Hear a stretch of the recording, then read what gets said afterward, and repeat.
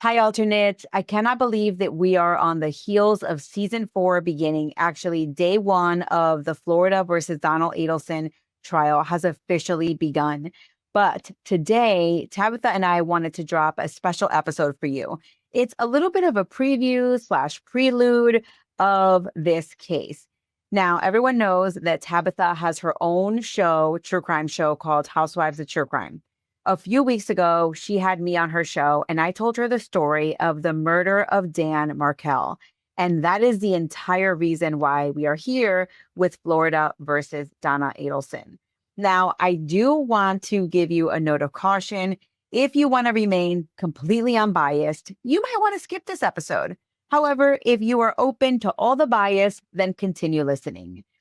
All right, tomorrow, come back because we are starting with day 1 of Donna Adelson's trial, and it is going to be an interesting case. One more thing before we go. If you love the show, make sure you rate the show wherever you're listening. Right now, we are just a few reviews shy of 100 on Apple and Spotify, 100 reviews, that is. And we are just so excited. If we could just get over that 100 little hump, that would be absolutely amazing. So if you have a minute, go ahead and rate the show and leave us some feedback if you want.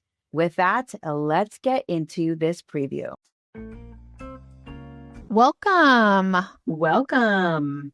Housewives of True Crime, part 2 of this crazy wild case. If you missed the first part of the murder of Dan Markel, then you need to go back and listen to part 1. So I'm warning you right now, you have to listen to part 1 to listen to part 2, although it gets real juicy from here.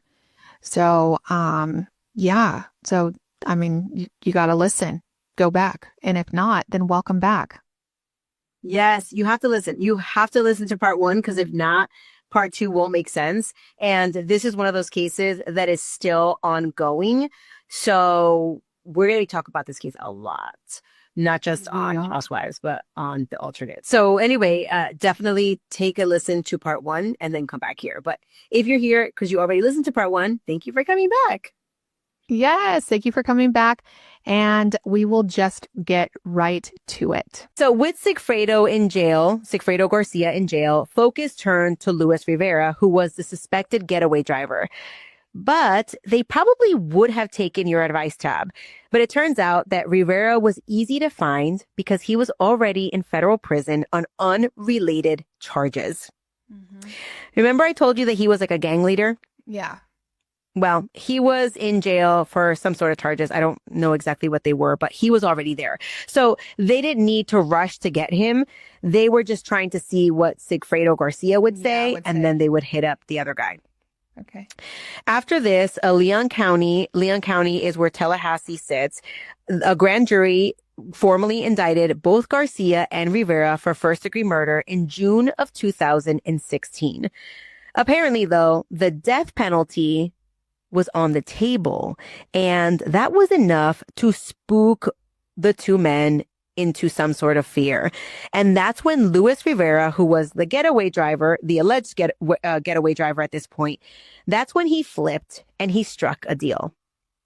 Yeah. In October of 2000, they always do that. I mean, and I would he would be stupid not to. Yeah, like 100%. Oh my gosh. And I'm going to get into this, but he didn't even know the Adelsons. Like his friend literally was like, hey, jump in the car. We got a job for you. Mm-hmm. Yeah. Can you imagine having a friend like that? No, I would not have a friend like that. I'm getting rid of friends right now, actually. So, and I don't know how old they were. If you're a good person, you can be my friend. So, and they were like in their 30s and not like these are like teenagers where like, when you're a teen, you're like, okay, I'll go anywhere. Yeah, no. Like now you have to like knock my door down to even get me to leave my house. And you even drove to come see me. Thanks. I know. You're lucky. And the weather panned out. The weather panned out that day because Florida weather can be crazy. Okay. So in October of 2016, Rivera pled guilty to second-degree murder and he agreed to testify for the prosecution. In exchange for this plea, he received a 19-year prison sentence. Still pretty big.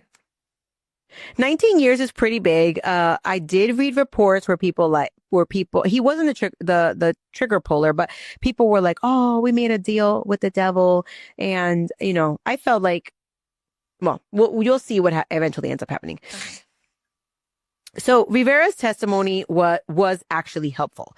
It was evidence he wasn't the key guy. He wasn't like the mastermind. He was like the guy who I said you call last minute to get something done. Rivera said that he and Garcia had been hired to kill Dan Markel because, quote, the lady wants her 2 kids back, end quote. According to Rivera, Garcia implied that the lady behind the hit was Dan's ex-wife, Wendy Adelson. Wendy.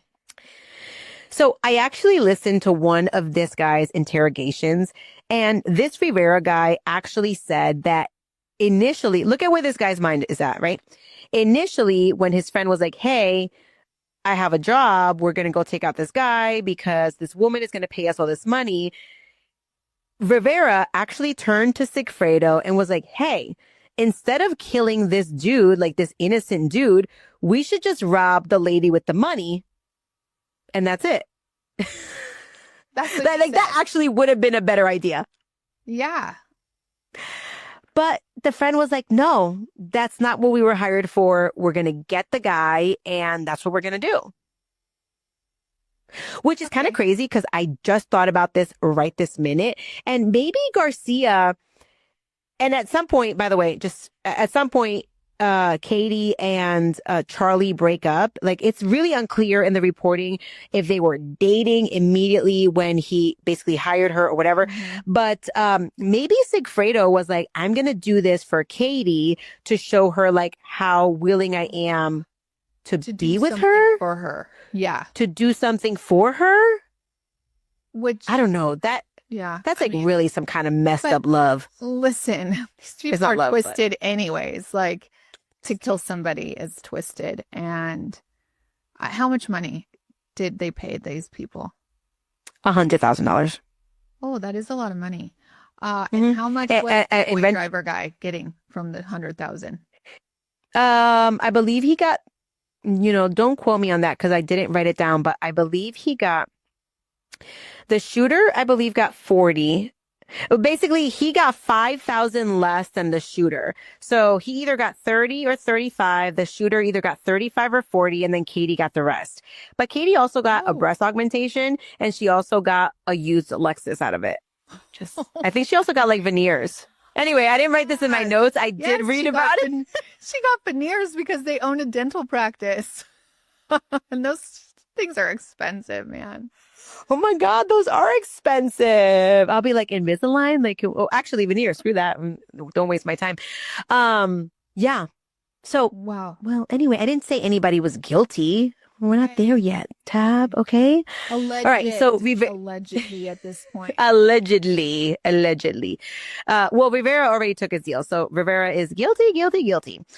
Rivera's testimony painted the hit as a murder for hire orchestrated by the Adelson family. He didn't actually have personal knowledge of the Adelsons. All he knew was what Garcia told him and what Katie relayed. He said the deal was that someone wanted Dan Markel dead because of the custody issue. And the 2 hitmen, we literally just spoke about this, they were paid $100,000 for the job. Okay. And, I said I wasn't sure about the amounts because there's differing accounts wherever you read. Yeah. Now, this case has been going on for a very long time. And as we'll learn here in a little bit, it's still going on.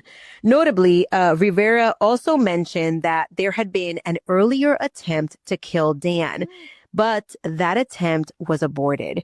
You see, that happened in June of 2014, an entire month before they actually killed Dan.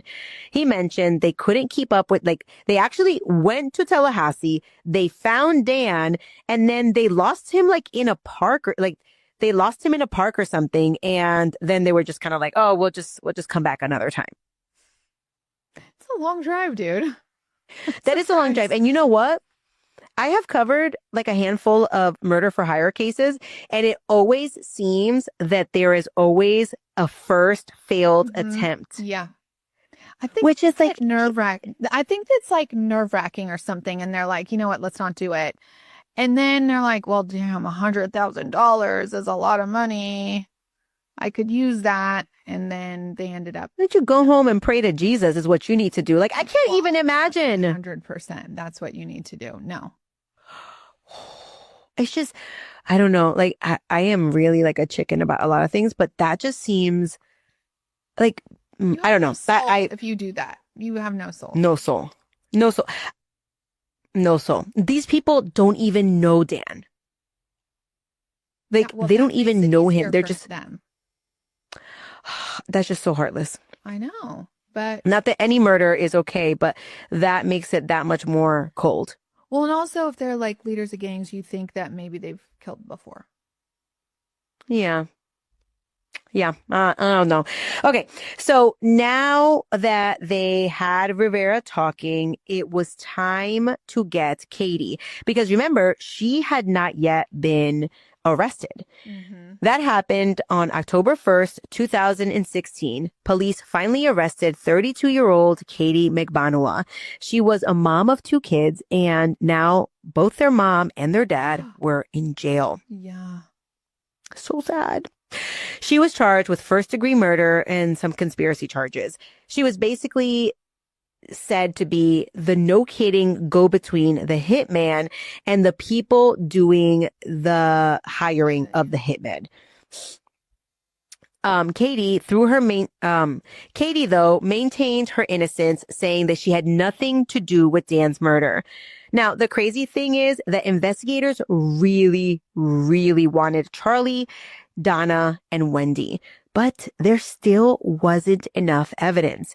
But they didn't shy away. Just like they didn't shy away in their first filings, they didn't shy away after Katie was arrested. They publicly named the Adelsons as having a motive, but they said that was it. They didn't have anything else. The Adelsons, though, they knew that they were being targeted and they weren't taking any chances. And so they hired a defense team and they proclaimed their innocence. They even offered a $100,000 reward for information leading to Dan's real killers. Katie should have taken that for her own defense. She should have. And listen, this is a case that keeps spitting out trials. The legal proceedings in this case turned into a marathon, stretching out over multiple trials and multiple years. The first to face a jury for Dan's murder were Sigfredo Garcia, the alleged shooter, and his once girlfriend, Katie McBanua, who was the go-between. And they were actually tried together. It's so rare to see a trial like this. But they tried them together in 2019. You know, I didn't look into this, but I wonder if they had 2 separate juries. Because they usually do when you're trying 2 people, you have 2 separate juries. One for one person and then the other for the other person. So it saves money, right? Like it saves money on like the experts. Like presentation of evidence. Yeah, like all that. I can understand why they do it. Yeah. So Luis Rivera, having taken a plea deal, was the star witness against these 2. And this case was a big, big deal. All the big true crime peeps of 2019 were on this case. This is when we both started our podcast, by the way, in 2019. I know. So it was 2019. Right before we would have probably been there covering this craziness. Yep, exactly. Yep. At this trial, prosecutor Georgia Capelman argued that Charlie and Donna Adelson had bankrolled a hit on Dan Markel, using Katie McBanua as the in-between, who in turn enlisted her baby daddy, Sigfredo Garcia, and his friend Rivera to do the deed. The motive, quote, family law, family drama, and the desperate desire of the Adelsons to reunite their daughter and grandkids in South Florida, end quote. Isn't that crazy that they are no kidding calling out the Adelsons during this prosecution, and the Adelsons haven't even been charged? Yeah, that's nuts, actually. Have you ever heard of a case like this? No. Like, usually they try to keep that like real, you don't want to defame them. I mean, but at this point, they're not saying lies. They're just saying like, we have evidence of some other shady things. man, Katie never talked. She just was like, yeah, I'm innocent. Like, I'm going to take this down to Chinatown. Yeah. Well, until now, you'll see. Yeah. Okay. Yeah. All right. Oh, So maybe she's going to talk. I'm just speculating here, but maybe she's going to talk for a reduced sentence or something like that. all right. Well, we'll see. But so we're still in 2019. Guess who testified in this trial? I really want you to guess. Charlie. No. Wendy. Wendy mother effing Adelson. What does she say? What? Okay, so She's everyone, just a reminder. She's a defense witness. No, she testified for the prosecution. Wow, okay. And guess what else? Not only did she testify under a grant of immunity. Are you familiar with immunity? I am. So girlfriend did throw her family under the bus. I mean, no, But yes. not really. Okay, so let me tell you what she testified to. Ready? Okay.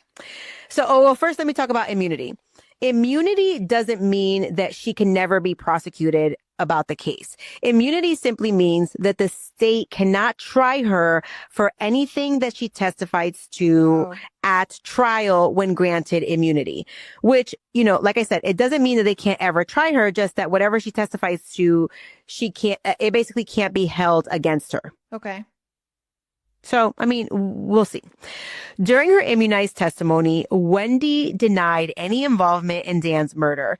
She admitted that some family members, especially her mother Donna and brother Charlie, were angry with Dan around the time of the divorce, but she acknowledged, and she also acknowledged the bitter custody dispute. But she flatly said that she had no knowledge of any murder plot, and she didn't believe her family was involved. She did not believe her family was involved. Wendy even joked on the stand about her own potential arrest.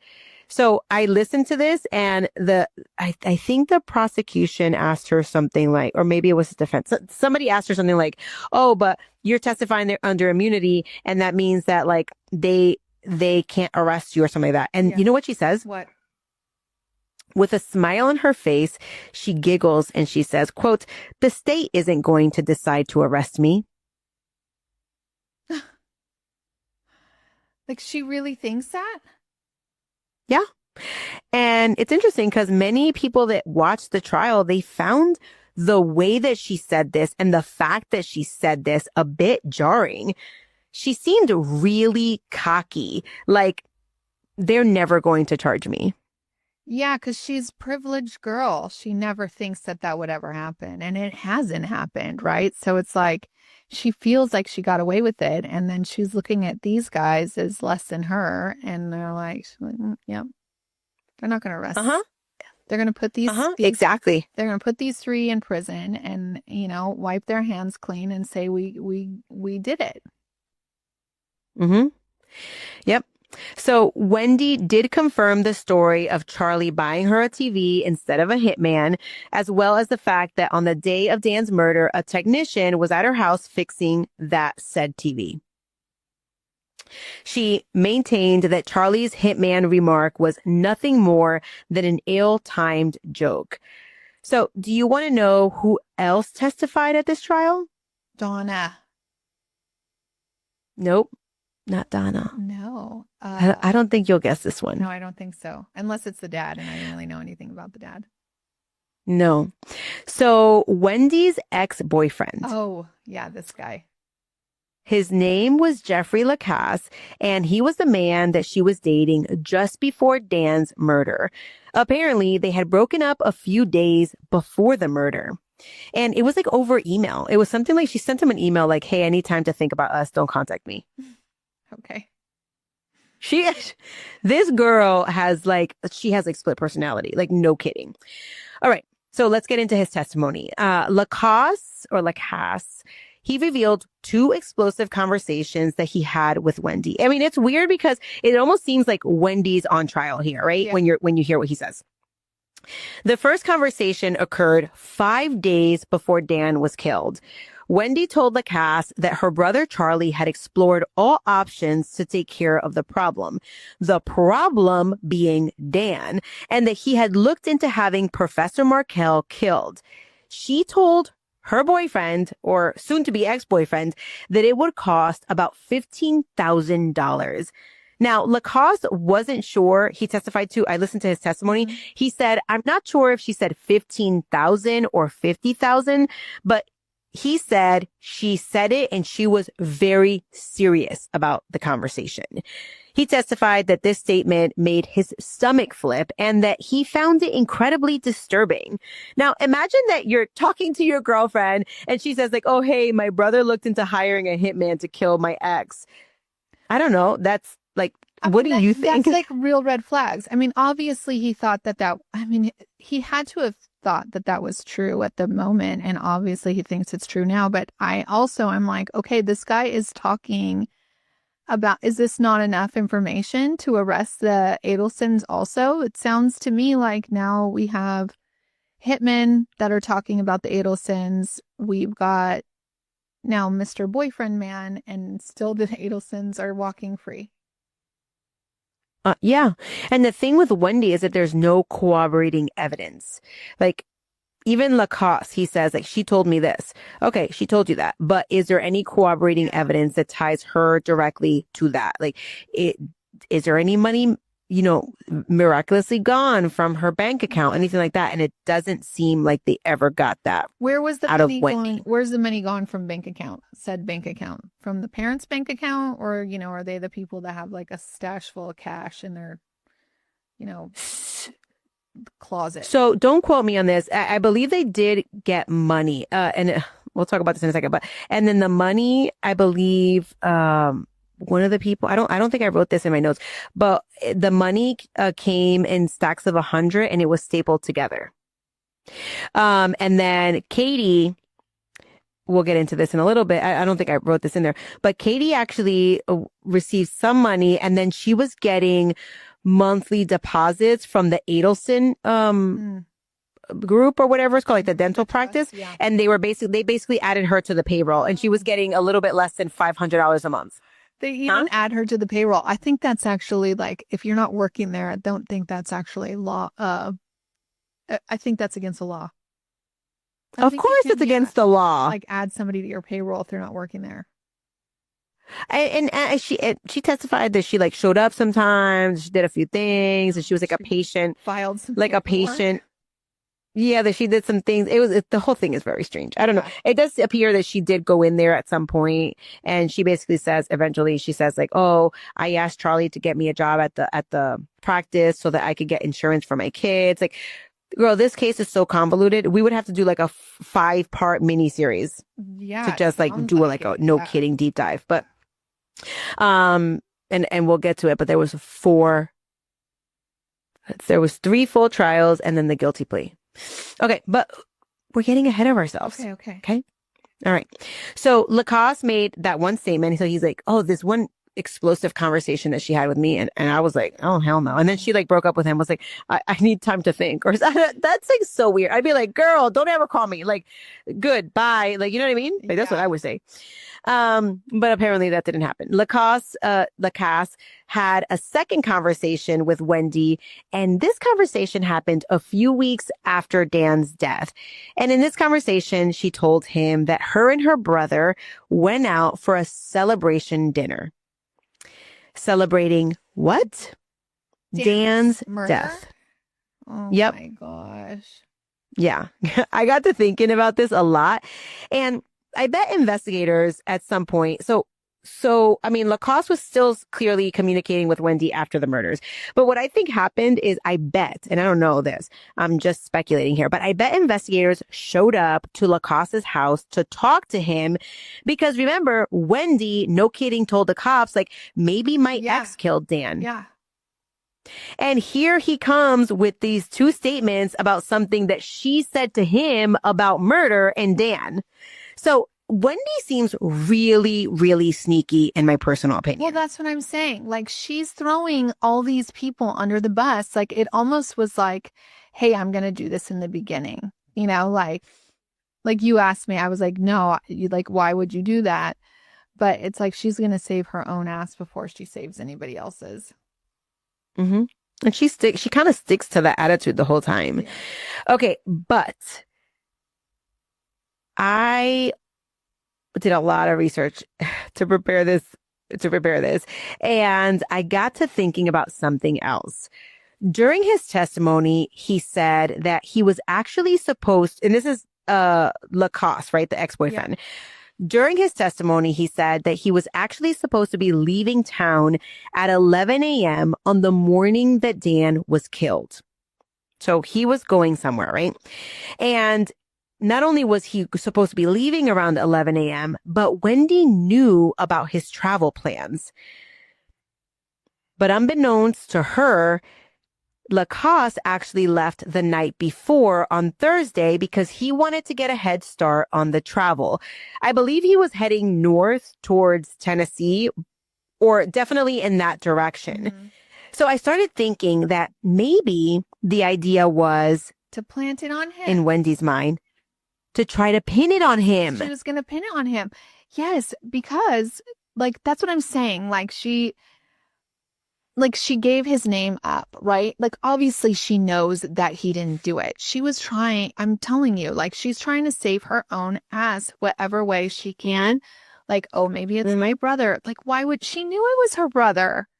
She knew it was her brother. She's like, I'm going to like make my brother go to jail before I'm going to go to jail. And then actually, I'm also going to make I'm going to pin it on everybody around me but myself.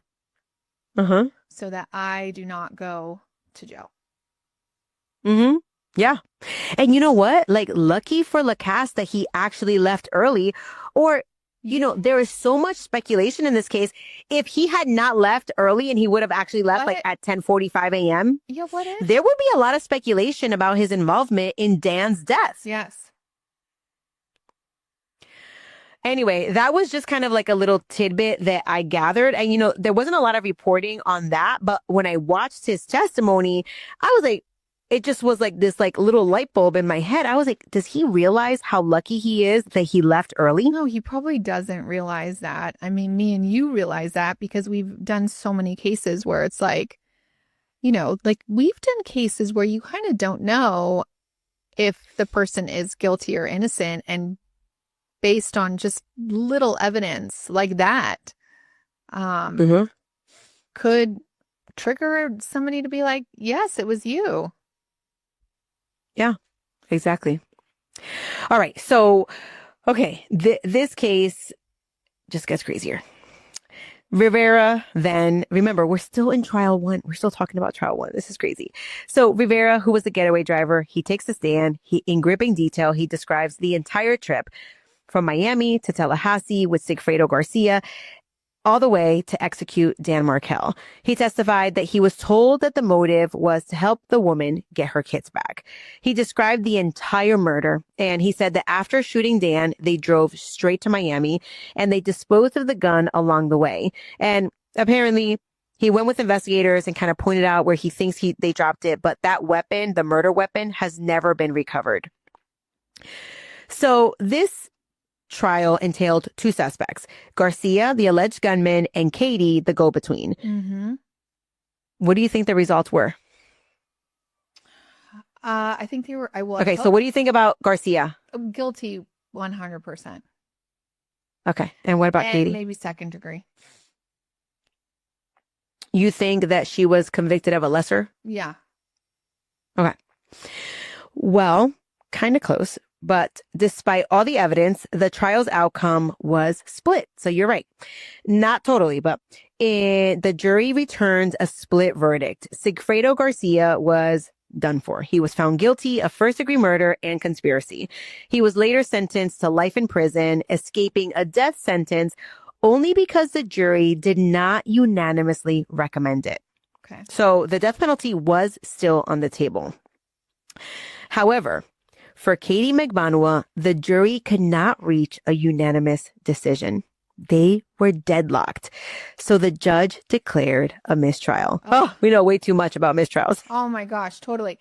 Okay, I could also see that only because now you have all this evidence against the Adelsons in that courtroom then, right? Where you're like, okay, is it possible? This is where I would go as a juror. Is it possible that Charlie went straight to said ex-boyfriend, Sigfredo. knowing that, he's kind of a bad guy and bypassed Katie? Obviously I don't think that's true. But I think that's where the jury's head could have gone. Mm-hmm. And I don't know that it came out in this trial. It did come out eventually, though, that they went into all the cell phone records. Yeah. And no kidding, Katie McBanua was actually the go-between. There were 0 calls between the getaway driver and the Adelsons. Okay. And honestly, I didn't want to speak about this because I don't know exactly the fact for this one thing, but there was only 1 call from Sigfredo Garcia to the Adelsons, and it was actually to the father, Harvey Adelson. Now, I don't want your mind to go anywhere because the defense attorney brings up like Sigfredo attempted to call the Adelson group, like the actual dental practice, and he got a voicemail, and the voicemail said, "Hey, if this is an emergency, contact this number." Yeah. And they gave the father Adelson, because it was his practice, not Charlie's. And that Sigfredo then called that number. But anyway, so that was the only phone call in all that time between the hitman and the Adelsons. So Katie McBanua was, no kidding, the in-between. Did they not bring up all the cell phone? I don't know if that came out in this trial, though. So, okay, so now we have another trial for Katie. So yes, we do have another trial, but Katie does remain in jail awaiting her new trial. And that new trial was, supposed to be in 2020, but then COVID and all these other issues. It eventually took place in May of 2022. By this point, crucial developments had occurred. Charlie Adelson had actually been arrested. Now, I'm going to get into that in a moment because I know that you're like, what? Mm-hmm. Yes. Thank goodness. And the thing is, you remember that Dolce Vita recording, which was absolutely terrible? Okay, so in the in-between, it had actually been enhanced, and now they could use it at trial. And you know as well as I do, even for just podcasting, audio has just improved so much since I initially started recording in 2019 to now. So I can only imagine what the FBI, with all these tools that they have at their hands, could now do with this audio. And apparently it went from absolutely terrible to now they could understand everything they were saying. Okay. In addition to everything they did in trial 1 for Katie, they also presented this enhanced audio. And guess what else happened at this trial? What? Oh. Katie took the stand in her Yep. Katie took the stand in her own defense. And she got up there. Because I thought she's in Charlie's trial. No. Charlie was, Oh, that's right. Sorry. I'm confused. Right before Katie's trial, and yes, Charlie had been arrested. Okay. All right. Okay. So we're still in Katie's trial. So they have the enhanced version of what they were talking about. Charlie and her were talking about at Dolce Vita. Okay. To basically show that she was the go-between, right? Okay. In addition to this, so you have to remember, right? Because we're working on a retrial right now, right? So they have all the evidence from the first trial. Now they have this enhanced audio, and then they present it. And after they rest, Katie takes the stand in her own defense. Okay. And she, no kidding, gets up there and she denies everything. She says, "I don't even know what they're talking about. I was not involved in Dan Markel's murder at all." She's like, "That wasn't me on that. I'm not Dolce Vita." She's like, Shaggy. She's like, "Wasn't me?" I was like, "Girl, we got you on video. Like, not just audio, but we got you on video." Okay, so just like us, the jury didn't buy it. And on May 27th, 2022, Katie McBanua was found guilty on all counts: first-degree murder, conspiracy to commit murder, and solicitation.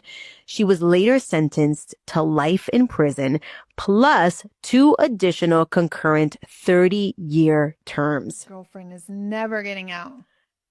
Never. I mean, remember, she was arrested when she was 32 and she has these 2 young kids. Like, girl, my heart. Like, I can't. Okay, so I've told you so much already. And let me just recap because I know it kind of gets confusing. Dan was killed in 2014. The getaway driver pled guilty in 2016. Garcia, the shooter / baby daddy, was convicted in 2019, and Katie was convicted in 2022. But what about the Adelsons? As I just mentioned, Charlie was finally arrested in April of 2022, and that was all thanks to the enhanced Dolce Vita audio. And it also had this additional tidbit, and, that was the additional tidbit. And of course, there were all the wiretaps and cell phone data. Prosecutors took the case before a grand jury, and this time they wanted to bring charges against Charlie Adelson, and they were successful. On April 21st, 2022, 45-year-old Charlie was arrested and charged with first-degree murder, solicitation, and conspiracy to commit murder. But in addition to all of the evidence they already had, guess what else happened after Charlie's arrest? They arrested Donna. No. Katie decided to talk. Yes! Oh my God, it's like you've done this before. Yes, Katie flipped. Here she was taking the stand in May of 2022, denying any involvement. I think that was kind of like her Hail Mary, right? Yeah. But once she was convicted and sentenced, she decided to turn state's witness against her ex-boyfriend, Charlie. And Charlie Adelson's trial began in October of 2023. The prosecution's case against Charlie mirrored what we already know. They argued that Charlie Adelson orchestrated the hit of his former brother-in-law out of loyalty to his sister, Wendy, and under pressure from his mother, Donna, who was desperate to get her daughter and the kids away from Dan. In their narrative, at this trial, Charlie was the money man who hired Katie McBanua, his then girlfriend, to contract the hitman, to basically hire them. Yeah. And he coordinated everything thereafter. They pointed to a flurry of phone calls between Charlie, Donna, and Katie in the days and hours surrounding the murder as evidence of a conspiracy. And one thing they pointed to was phone records that showed a suspicious string of phone calls on the morning of July 18th, 2014, which was the day of the murder. And it connected the Adelsons and Katie, calls that abruptly and randomly stopped right around the time when the murder was either about to take place or was taking place.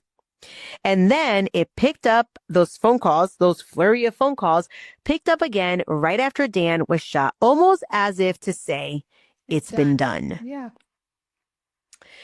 I feel like that happens in a lot of these murder for hire plots, or a lot of the murder. There's some murder for hire plots, or there's some cases that are akin to murder for hire, but there's no money really exchanged. It's kind of like, do this for me. You know what I mean? And it's always the cell phones. And the wiretaps and undercover recordings were front and center at Charlie's trial. The jury got to see and hear the Dolce Vita video of Charlie and Katie McBanua in 2016. And remember, that happened right after the bump operation. Right. But perhaps the most compelling witness against Charlie was, of course, Katie herself. Now, Katie, so if you see a picture of Charlie, I'm sure that we'll have it up here. But Charlie's hair at one point just looks like all bizarre. Like, it's just like wild and crazy. Like, he has a lot of hair. Okay. And so it's really funny because he kind of looks like a mad scientist. I don't even know why that image just popped into my head, but you have like a mad scientist, like, I don't know, like the mad dentist or whatever, or periodontist. Gosh. So anyway, I just wanted to say that. I don't know why it popped into my head, but everyone go look at a picture. So Katie took the stand, and while she still tried to minimize her own role, she did place the blame squarely on Charlie. She testified that he was the one who initiated talk of looking for someone to take care of the problem. And she understood this to mean finding a hitman to kill his brother-in-law. Katie admitted to being the messenger between Charlie and the hitman. For example, she passed along instructions and she also brought along payment for the two guys. She placed, though, all the blame on Charlie. But the defense, well, they came up with a very, very good strategy. So what do you think his defense was? Well, I don't know, actually. I don't know what I would, if I was, maybe I would blame it on Katie and say she was trying to win Charlie over.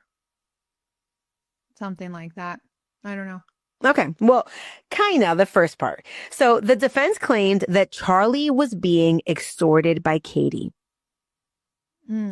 He basically was like, Charlie is being extorted by Katie and the hitman after Dan's murder. In other words, they claim that Katie and Garcia killed Dan of their own volition, and then they tried to shake down the wealthy dentist, Charlie, by making him think that they did it for him, or that if they didn't pay them, they were going to turn him in. Yeah. Okay.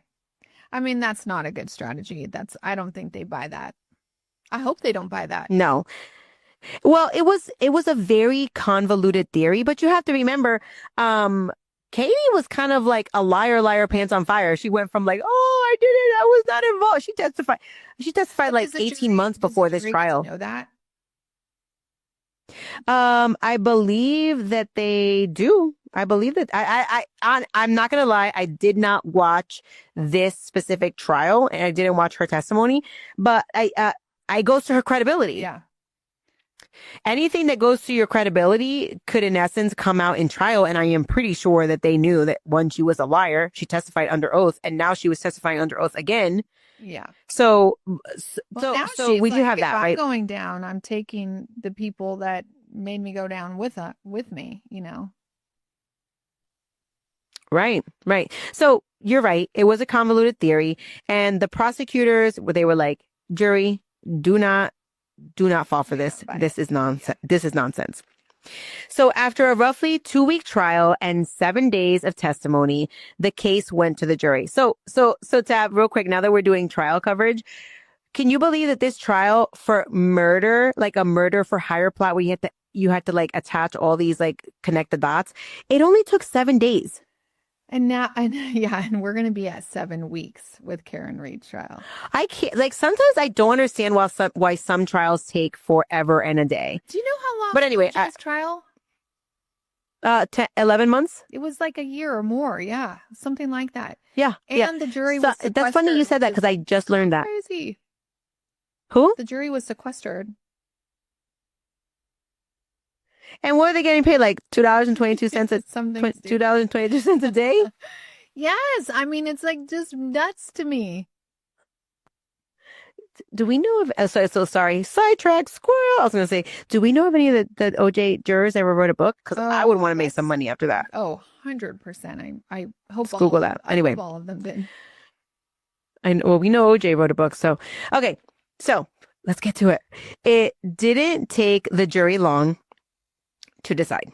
On November 6, 2023, the jury deliberated only 3 hours or less, and they returned a decisive verdict. Charlie Adelson was found guilty. Yep, guilty of first-degree murder, guilty of conspiracy, guilty of solicitation to commit murder. For Dan Markel's family who were present, it was a moment of, quote, unbelievable joy and relief, end quote. And those were the words of Dan's father, Phil. They had waited 9 years. God. Can you believe it took 9 That's years? ridiculous. And they finally, 9 years, and they finally were like, okay, now we know that the person responsible, or at least one of them, has finally been convicted. A week later, after the conviction, Charlie Adelson was sentenced, and he basically received the same exact sentence as Katie. Life in prison for first-degree murder and 30 years for conspiracy and another 30 years for solicitation stacked on top of the life term. Charlie, now in his late 40s, maintains his innocence. like, no kidding, crazy scientist hair and all. He is like, I'm innocent. I had nothing to do with it. And he's already filed a ton of appeals. His appellate lawyers argue, among other things, that the intense pretrial publicity prevented a fair trial and that some evidentiary rulings were flawed. I mean, this was a really big case. It still is. I'm going to tell you more about that in a second. For the Markel family, Charlie's conviction was a significant victory. But the story isn't over yet, Tab. Don't tell me he won an appeal. No. There was another person, Donna, sitting right there in the courtroom, and investigators knew she was involved. Donna Adelson, the matriarch of the Adelson family. Listen, they all for years. Harvey was in it too. Like, don't tell me that you're Harvey's like the dumb, quiet dad in the back. I mean, I hate to say that, but we could talk about him some other time. But yeah. But come on, like, your wife is paying $100,000 to get your son-in-law off. Like, you know about it. Yeah, I mean, potentially. I mean, he could just be like potentially a wallflower. No. He definitely. I mean, he definitely knew, but I don't know that he. I don't know. He sounds like Donna is a very pushy woman. Mm-hmm. I know the type. What is that movie? My Big Fat Greek Wedding? Yeah. First of all, have you ever watched it? Yeah. I love that movie, by the way. I know the type of person that Donna is. Like, yeah, like she just reminds me. Now, My Big Fat Greek Wedding was like a really lovable movie. But you know the mom who's like really overbearing? Yes, I know that's Donna. That's what Donna reminds me of. 100%. This is Donna. She is going to get what she wants. She lives in Florida. She probably lived in New York at one time, you know. Oh my gosh. Okay, so you know who I haven't talked about? And so I'll just tell you this real quick. Side note, not in my notes. But Donna does have an older son. Remember Robert, I believe his name was? Okay. And he's estranged actually estranged from the family. He's estranged from the family because when he met his wife, I believe she was of a different religion, and Donna was like, hell no. Yeah. Nope. So I believe at first he broke up with the girlfriend, but then he realized his mom was crazy and he eventually ended up marrying her, and he basically broke ties with the family. Wow. He eventually gives an interview. But anyway, we're not even gonna get into that right now because that's like literally like a different episode but that's how overbearing she was, that she ran one of her kids off. Yeah. So for years, many believed that Donna Adelson was the silent driving force behind the plot to kill Dan. Donna was incredibly close to her daughter, Wendy, and she doted on her grandsons. By numerous accounts, she loathed Dan Markel for keeping Wendy in Tallahassee and for what she perceived as mistreatment of her daughter. There was also an infamous family email where Donna offered to buy Wendy a TV. Wink, wink. What? These people need to stop talking about the damn TVs. In her email to Wendy, Donna wrote something like, I have looked into TV prices. It's cheaper than the surgery your husband needs. Oh my God. Oh my God. You know what they should have done, really, and this is like twisted, but they should have been like, hey, for being such a great dad, we're going to give you veneers and we have to, give you that gas. And then. Oh my gosh. That's probably. Tab, you are giving people ideas out there. That is really what they should have done. Oh my gosh. Yeah, that is. Yeah, you stop. Well, I'm just saying that's a better one. I know, but no, yeah, I mean, it probably wasn't there. Well, anyway, squirrel. Yeah, no, but instead they're sitting here talking about TVs and like putting it in emails and talking about it over the phone and testifying about it in trial. Yeah. These people are such bad people. I'm telling you, they all need to go to jail. I bet you're going to tell me that Wendy and Harvey are like living their best lives down in Miami, still, cleaning people's gums.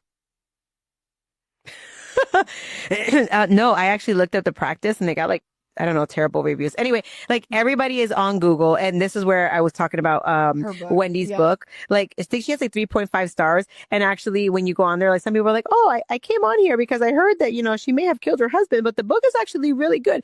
And then you have some other people. I saw this one, it was actually translated. It was in Spanish, and it was like, she's a murderer. And I was like, oh my gosh. I was like, people are so twisted. But anyway, okay. All right. So TV, email, code for hitmen. So all of this fueled the belief that Donna was intimately involved in planning Dan's demise. Well, authorities hadn't acted upon Donna because they were saving her for last.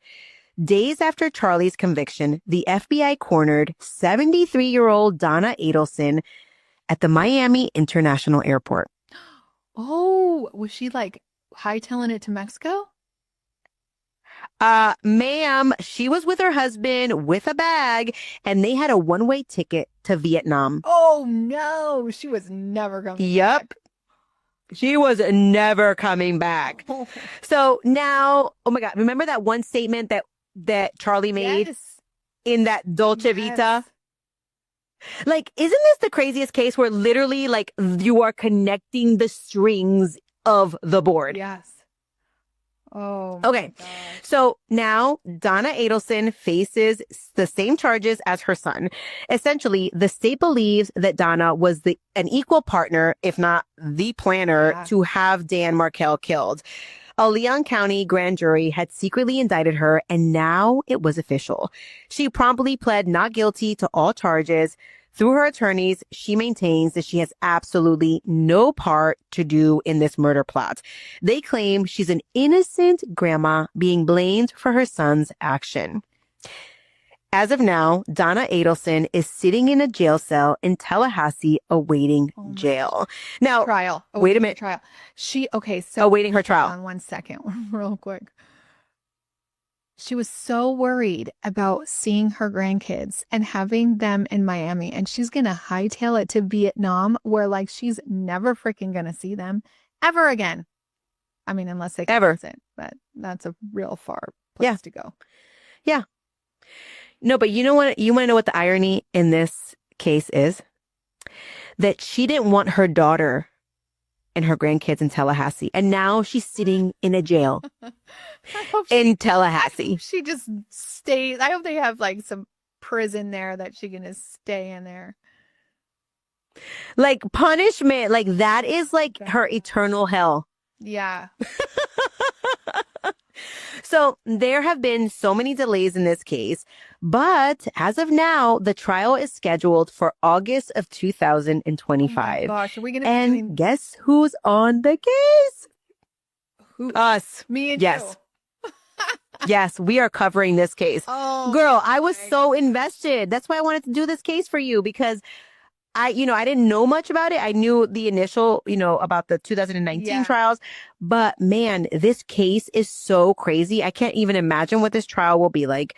I'm super excited. If Charlie's case was only 7 days, this case Okay, shouldn't be that yeah. long, right? Yeah. Okay.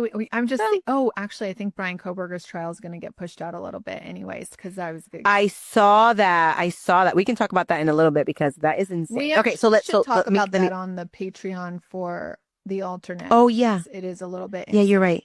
Yeah. Yeah. Okay, good. Okay. So I know everyone is thinking, what happened with Wendy Adelson? That leaves one major character in this saga whose fate is still unresolved. They're I just call it waiting. unresolved. Yeah, Wendy Adelson. From day one, people have asked, was she involved in her Well, of ex-husband's course murder? she was. Or was she Sure. There are some there's some sort of something. Yeah, that but they you could said it do. yourself. Is she an unwitting beneficiary of a crime that was masterminded by her mother and her brother? Is she really that cruel, Tab, that she would throw her family under the bus like that? Yes. Maybe.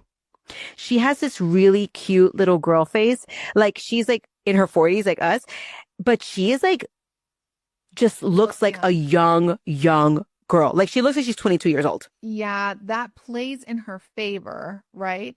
But Yes. those ones sometimes I'm like, those are always the ones where I'm like, oh, something's up in there. I think Yeah. I think now, after I've heard the story, yes, I think she was involved.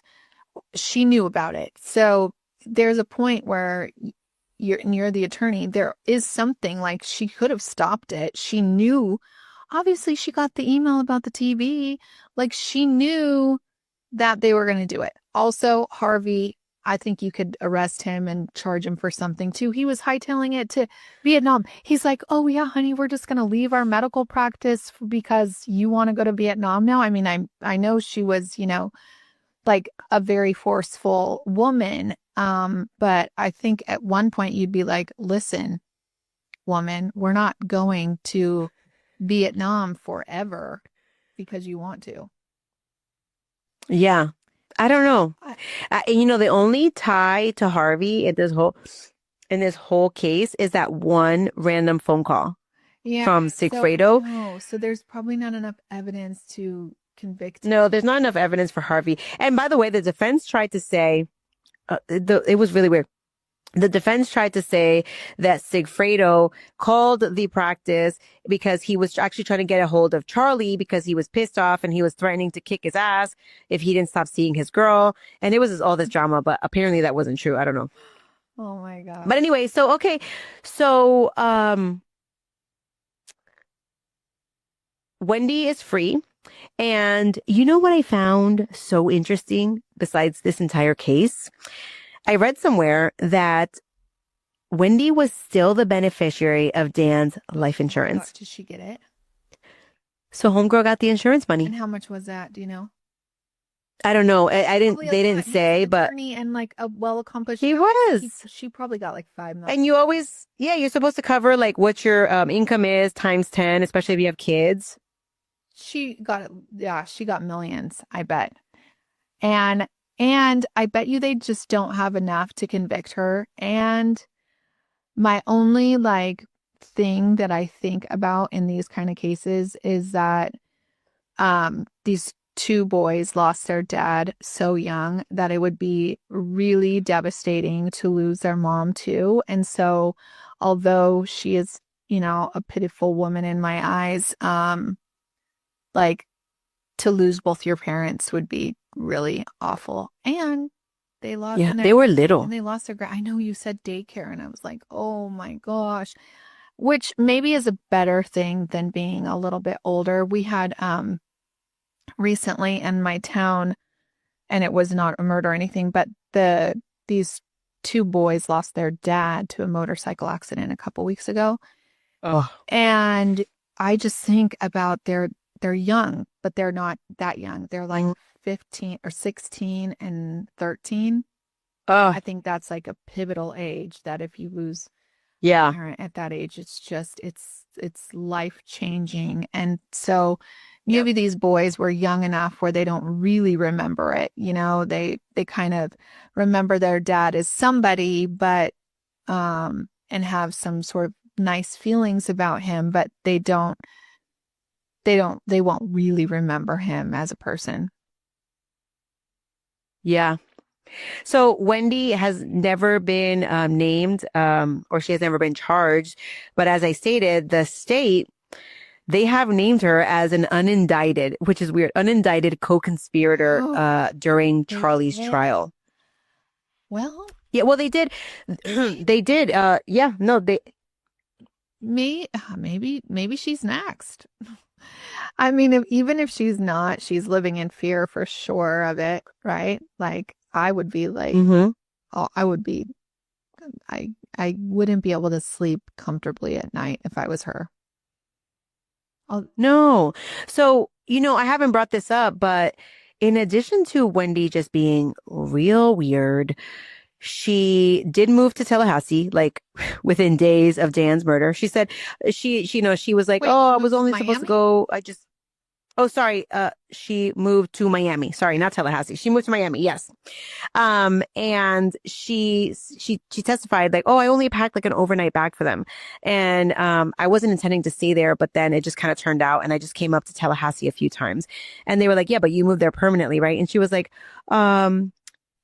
she said something like, I'm still, it's still temporary. And the attorney was like, you've been living there for 5 years.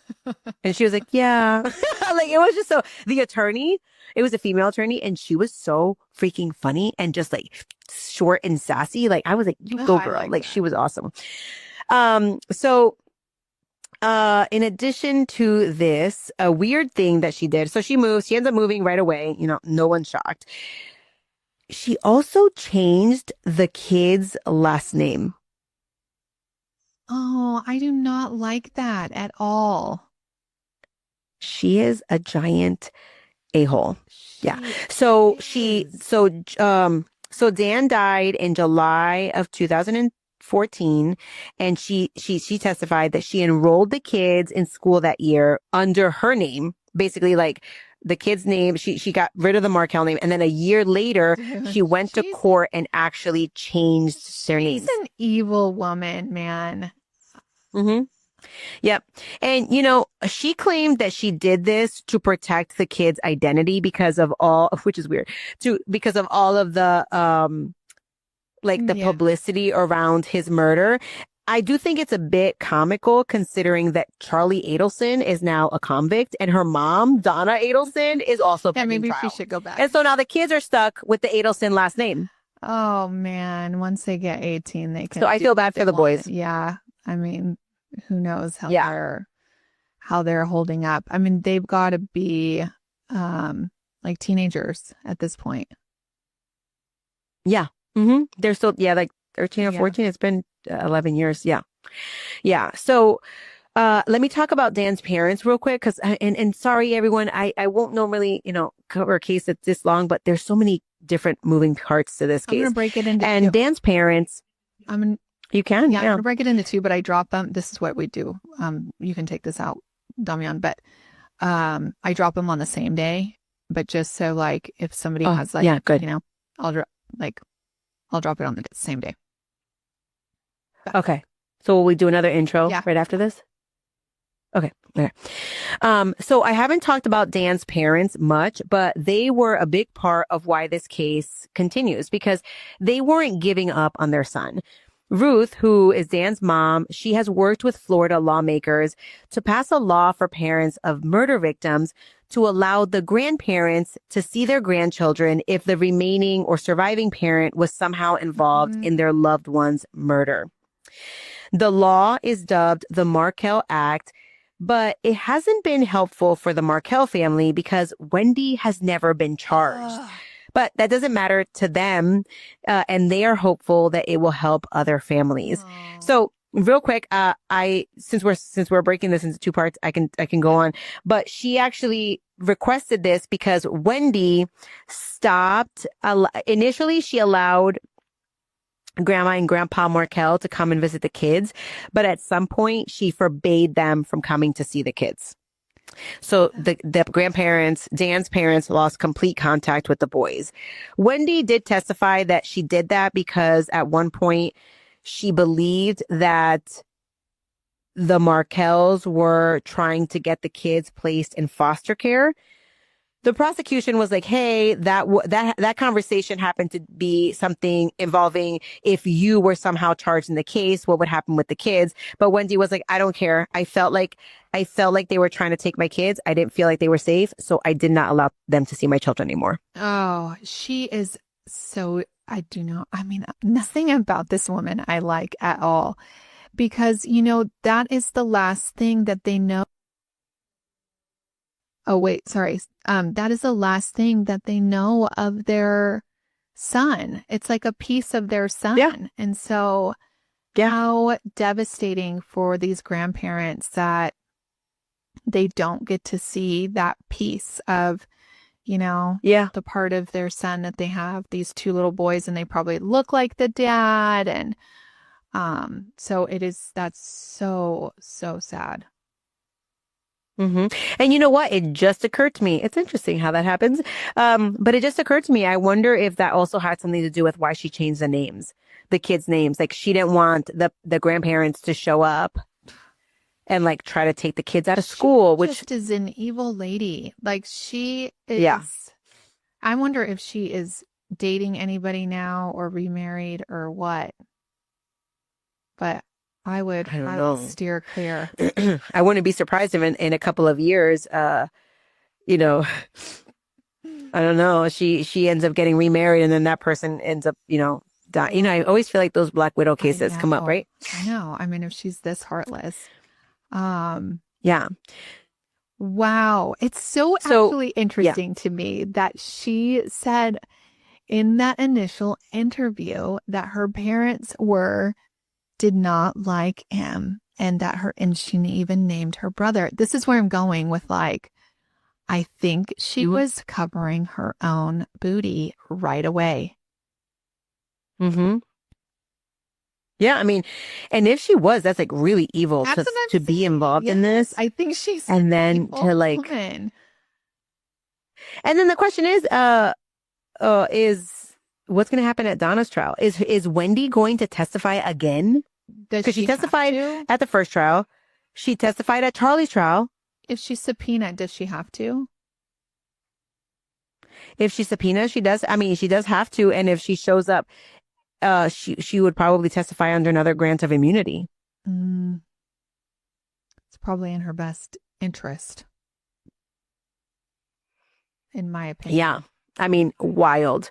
All right. So let me keep going with Ruth Markel. She is Dan's mom. And so she's actively out there fighting, trying to get things passed in the law. In the meantime, she also wrote a memoir titled The Unveiling, which is about her journey through grief and the fight for justice. She's been very public, giving interviews on shows like CBS's 48 Hours in 2020 and local news to keep Dan's memory alive and to pressure the authorities to pursue every lead. She said, quote, "I won't be invisible and I won't be silent." She said this resolutely, explaining that too often victims' families are forgotten as cases drag on in the court system. Dan's father, Phil Markel, and sister Shelley, they've been more private, but they stood by Ruth's side and they were present at all the trials. They know that there's still Donna's trial to endure, but they at least feel that the major players have finally been exposed. As of this recording, all eyes will be on Donna Adelson's trial, which is scheduled for August of 2025. It promises to be another dramatic courtroom showdown. All right. So can we talk to Ruth? I would love to talk to her. We should reach out. I don't know. I mean, probably after the Donna trial, right? Yeah. Or before. Be like, let's go, Ruth. Let's get this freaking lady. Because I'm sure that, can you imagine? They were in-laws, right? Like they were at the wedding together. Like I just could not even imagine what I would feel like. You trusted these people. You trusted your son to marry into this family. They both are of Jewish descent, so they're both of the same religion. They never in their wildest dreams ever thought that anybody could do this, especially people that they trusted, that they danced together at the wedding, that they had they were at the hospital probably with the babies coming and all this stuff. And then you're like, this is what you did to my son, you piece of garbage. Yeah. Well, I had not written this down because I was like, I do not want to make this longer than, I just want to kind of get the facts out there. But it's funny you mentioned the wedding because things started to go a little like, Dan and Mama Donna, that's what they call her in the news, by the way. Mama Donna. Okay. Mama Donna Adelson. Anyway, Dan and her bumped heads at the wedding, actually, because you have this two Jewish families and they both kind of like chip in for the wedding. And apparently, the Adelsons were responsible for paying and planning the reception. The food. Okay. What do you call the food? Whatever it's called, the menu or whatever. And so Dan was like a devout Jewish man. And so he kept kosher. So he figured like, hey, they're going to have like wedding. All kosher options, a kosher wedding. And when he shows up to his own wedding, it's not kosher. No way. And apparently yes. It caused like a big argument with Dan and Donna. Like, this is all tabloid information, but I mean, I can see that happening. And it actually gets kind of crazy because Dan is like an overly, devout Jewish man. And, the Adelson family, like they are Jewish, but they don't really follow. Yeah. Even though their kids had to marry a Jewish person or they were going to like kick him out of the family, which is that's also ironic, right? It's like, come on. Kind of what they did to their first son, right? Yes, because it's like you don't even go to temple and you don't even eat kosher. And so now, but please don't marry a Christian. Also, I was thinking about this show. Did you ever watch that show, Nobody Wants This, with Kristen Bell? Yes, I love it. It's going to be, is season 2 out yet? I know it's coming out but soon. I cannot wait. But remember in, when she doesn't know and she brings this like charcuterie platter to and then the mom is eating it in the back. Yeah, and then the Jewish mother is like eating it behind closed doors. It was such a good part. That was so good. No, that was so funny. And then they come out and they're friends again. Yeah. And the mom is like, oh my God. Say nothing. Oh my gosh, that was so good. Such a good show. That was really good. I remember like not initially wanting to watch that. I don't know why, but I was just kind of like, and then I started watching it and I was hooked. Yeah, I was like, oh, okay. Me too. Yeah. No, that was really good. So so that happened at the wedding. And then, by the way, just a side note, during the trying to get Dan to let the kids move to Tallahassee, there was something about Donna saying something like, we should start taking the kids to a Catholic church just to piss him off. Oh my gosh. Like, she was so mean.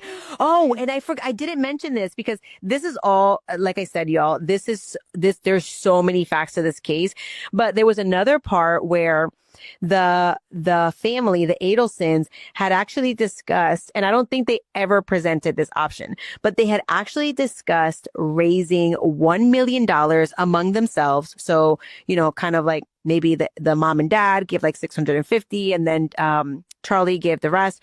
But they wanted to basically put together $1 million and offer it to Dan while he was still alive to basically bribe him into saying like, hey, let the kids move to Tallahassee and we will give you $1 million. That never happened, but there was discussions and Wendy did acknowledge that was a discussion that they had. Wow. But she says she never presented that option to Dan. Wow. Yeah. That's crazy. Like, I mean, this family just seems insane. Like, I mean, it's not even like they live in the same state. Like 8 hours is far, but whatever. Yeah. And then tell me, did that family ever get that ring back or Wendy's still freaking having it? I didn't read into that filing. We hawked it knowing that biatch. She may have. I know that there was a filing after the divorce and this was, I think this was filed at the same time that he filed that motion to not allow Donna to see the kids by herself. But he also filed a motion saying that during the divorce proceedings, Wendy didn't reveal all of her assets. Basically, like she lied. Mm-hmm. Surprise, surprise. So. All right. Well, that is a good one. Crazy. And guess what? It's still continuing. So we will be on top of that on both Housewives and on the alternate. So that's a good one. Thanks, Margot. You did great on that case. Such good research. Okay. So thank you all for listening. You obviously know that we have another podcast called The Alternate. And you are going to be seeing more of Margot around here. So hopefully you like her as much as I do, because I love her.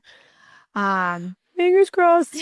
And also, if you like me even more, you can support us at patreon.com/Housewives of True Crime or go on to the Clink Clink Club on Apple or on Spotify. It's just the Housewives of True Crime bonus content. And if you will please, if you haven't rated or reviewed me in a while or Housewives of True Crime and you are still loving this content, please go in and give an updated review. That would help me a lot. Thank you, thank you, thank you. And I think that's all for today. So clink, clink. All right. Clink, clink.